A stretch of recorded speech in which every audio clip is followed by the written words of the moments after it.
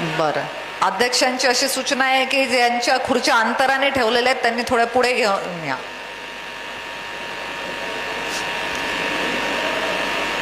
कारण आपलं शाळेचा तास सुरू आहे, कॉलेजचे लेक्चर्स नाही आहेत की मागे बसले आणि गायब झाले. शाळेत असं करता येतं का? नाही करता येत. शाळेच्या वर्गातून पळून जाता येत नाही. कॉलेजच्या वर्गातून जाता येतं की नाही?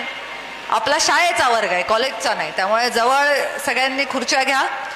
आज SIR अभियानाच्या माध्यमातून या माध्यमाचे मराठवाड्याचे प्रमुख ज्यांचं मार्गदर्शन आपल्या सर्वांना लाभणार आहे ते असे सन्माननीय सुनीलजी राणे, या कार्यक्रमासाठी आवर्जून उपस्थित आमचे बंधू राहुल भैया लोणीकर, कार्यक्रम आयोजित करण्याची आणि विधानसभेचे BLA 1 म्हणून यांच्यावरती जबाबदारी आहे ते आमचे निर्मळ तात्या, मंचावर उपस्थित सन्माननीय डॉक्टर हजारी, कार्यक्रमासाठी उपस्थित युवा मोर्चाचे जिल्ह्याचे अध्यक्ष संजयजी आंधळे, जिल्हा परिषदेचे मला तर आता आठवेही ना, तुम्ही सभापती पण होते ना?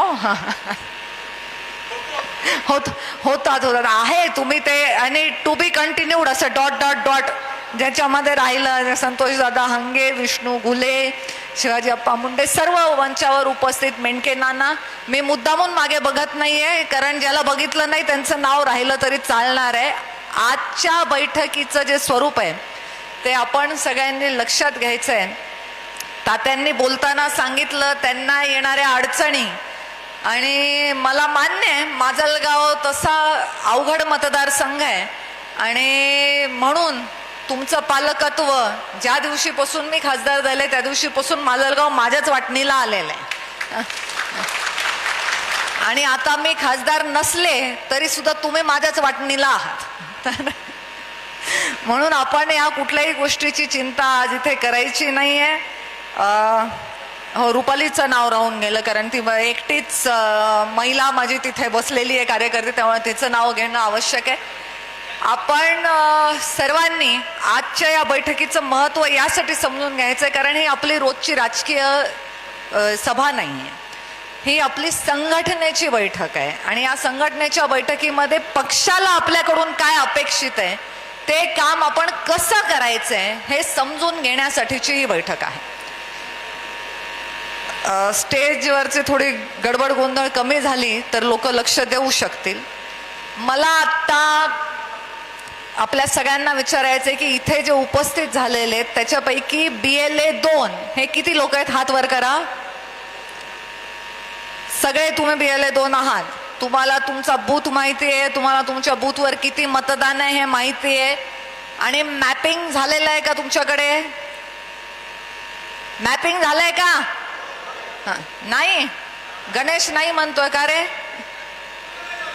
पूर्ण नाही झालंय पण झालंय. मग किती राहिलंय? किती मतदान आहे तुझ्या बूथवर? 997 आहे. पैकी कितीचं झालंय? किती झालंय? हो ना, मग त्यांच्याच मार्फत झालंय. अजून तुमचा रोल आलेला नाही. तुमचा काय रोल आहे ते आता आपल्याला राणेसाहेब सांगणार आहेत. मग त्यांच्या मार्फत झालेला आहे. आता हे करणं का आवश्यक आहे हे आपल्याला सगळ्यांना आपण बघितलंय की पश्चिम बंगालमध्ये भारतीय जनता पार्टीची सत्ता येईल असं आपल्याला कधी वाटलं होतं का? नाही. पण आपण बघितलं की इतकी भयंकर परिस्थितीमध्ये सुद्धा भारतीय जनता पार्टीचा कार्यकर्ता तिथे टिकून राहिला आणि बूथ पर्यंत पोचून जे सगळे बोगस मतदार नोंदवले होते ते बोगस मतदान तिथून आपण छाटू शकलो. म्हणून आपल्याला खऱ्या मतदात्यांनी भारतीय जनता पार्टीला तिथे निवडून दिलेला आहे. तसेच प्रकार आपल्याला इकडे करायचे आहेत. तात्या, तुम्हाला वाटत असेल की ताई पश्चिम बंगालचं उदाहरण का द्यायला? आपण तर मराठवाड्यात आहे, आपण तर बीड जिल्ह्यात आहे. तुमची परिस्थिती सध्या पश्चिम बंगालपेक्षा वेगळी आहे का? नाही आहे. तुम्हाला तसाच त्रास आहे की नाही? मग आपल्याला त्या पश्चिम बंगालमध्ये जर भारतीय जनता पार्टीचं कमळ आपण फुलवू शकतो तर बीड जिल्ह्यात का नाही करू शकत?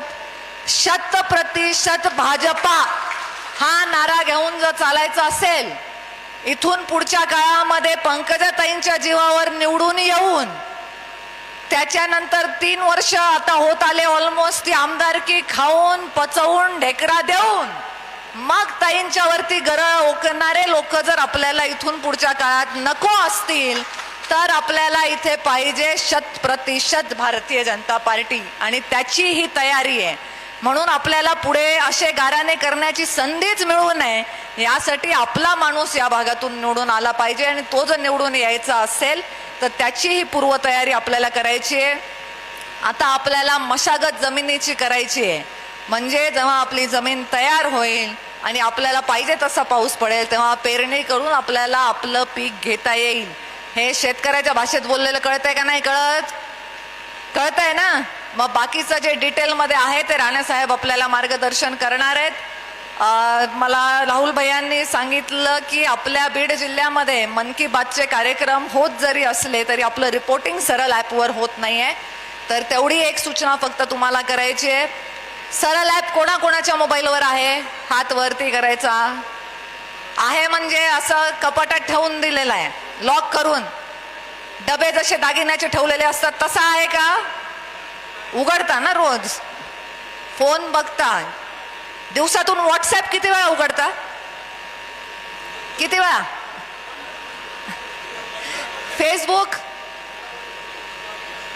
फेसबुक इंस्टाग्राम किती वेळा उघडता? किती वेळा ताईची काय पोस्ट पडली आहे, ताईची काय स्टोरी आली इंस्टाग्रामला, व्हॉट्सअपला काय स्टेटस आहे, किती वेळा बघतो आपण? मोजता येणार नाही इतक्या वेळा. मग एवढ्या सगळ्या कामामध्ये महिन्यातून एक दिवस, एक रविवारी आपण सरळ ॲप उघडून आपले फोटो टाकू शकत नाही का बरं? त्याच्यावर वापरायचा येतोय ना मोबाईल का नाही येत? आणि तो वापरात येणारा मोबाईल आपल्याला आता वापरायचा आहे. मन की बातचा कार्यक्रमही करायचा आहे आणि त्याचे फोटो सुद्धा सरळ ॲपवरती टाकायचे आहेत. SIRच्या अभियानामध्ये काय काय काम करायचंय, कसं करायचंय, टप्प्याटप्प्याने आता पुढे आपण या अभियानात कसं जाणार आहोत जेणेकरून आपल्या मताचे प्रामाणिक मतदार त्या यादीमध्ये राहतील आणि बोगस मतदारांची नावं त्या यादीतून उडवली जातील. यासाठीच्या सगळ्या ज्या पुढच्या पायऱ्या आहेत त्याचं मार्गदर्शन आपल्याला सुनीलजी राणे साहेब आता करतील. त्यामुळे ते जे सांगतील ते व्यवस्थित ऐकून घ्या. आपलं राजकीय घराणं मांडायचं हे मंचन नाही. जितकं तुम्हाला रडायचंय ह्याच्या आधीचे 12 वर्ष मीच ऐकलंय, पुढे पण मीच ऐकणार आहे. मला वैयक्तिक येऊन भेटा ना. तुम्हाला मी, मला तुम्ही नवीन आहेत का? ते बिचारे, त्यांना काय माहिती बीडचं राजकारण. त्यामुळे त्यांना जी जबाबदारी दिलेली आहे ती जबाबदारी ते पार पाडणार आहेत. त्याच्यात त्यांना मदत करायचं, आपलं रडगाणं माझ्याकडे मांडायचं. बरोबर आहे? तर तुमच्या सगळ्या तक्रारी येणाऱ्या काळामध्ये दूर करण्याचं तुम्हाला आश्वासन देऊन मी आता राणे साहेबांना विनंती करते की त्यांनी आपल्याला यापुढील मार्गदर्शन करावं. धन्यवाद.